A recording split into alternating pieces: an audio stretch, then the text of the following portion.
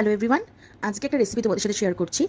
এটা যদিও বা আমার নিজের রেসিপি নয়, এটা হচ্ছে ফেসবুক থেকেই দেখেছিলাম আমি। বাট আমি কীভাবে বানিয়েছি এবং কী কী ভুল করেছি সেসব সব কিছু তোমাদের সাথে শেয়ার করবো। এটা খেতে কিন্তু দুর্দান্ত হয়। তো চলো দেরি না করে রেসিপিটা দেখিয়ে দিই চট করে। তাহলে আজকে আমরা বানাচ্ছি কাতলা মাছের ফিশ ফ্রাই। তার জন্য নিয়ে নিয়েছি কাতলা মাছের পেটি আর একটা গোটা পাতিলেবু, আদা রসুন ধনেপাতা কুচি আর গোটা কাঁচা লঙ্কা। প্রথমে মাছটাকে ম্যারিনেট করেছি আদা রসুন লঙ্কা যে পেস্টটা, আর অবশ্যই ধনেপাতার পেস্টটা, নুন হলুদ আর তার সঙ্গে ফ্যাটানো টক দই আর জিরের গুঁড়ো আর সাথে একটা পাতিলেবুর রস দিয়ে ভালো করে ম্যারিনেট করার পর ফ্রিজে কিন্তু রেখে দিয়েছি আধ ঘন্টার জন্য। এইবার নিয়ে নিয়েছি মুসুরির ডাল, যেটা ধুয়ে ভালো করে রোদে শুকোতে দিয়ে আমার শুকিয়ে ক্রাশ করে নেওয়া ছিল। এই ক্রাশ করা মুসুরির ডালটাকে কিন্তু হালকা করে টেলে নিতে হতো শুকনো খোলায়, কিন্তু সেটা আমি করিনি। এইবার দেখে নাও কীভাবে আমি মাছগুলোকে একে একে কোট করে নিচ্ছি। তোমরা কিন্তু বাড়িতে এইভাবেই কোট করে নেবে। ক্র্যাশ করা মুসুরির ডালটাতে তোমরা কিন্তু নুন দিয়ে নেবে অবশ্যই, যেটা আমি বেমালুম ভুলে গিয়েছিলাম। আচ্ছা, এবার সেট করতে দেবো ফিশ ফ্রাইগুলোকে আধ ঘন্টার জন্য ফ্রিজে, তারপর কিন্তু গরম ছাকা তেলে ভেজে নেব। তো যথারীতি আমাদের ফিশ ফ্রাই একদম রেডি।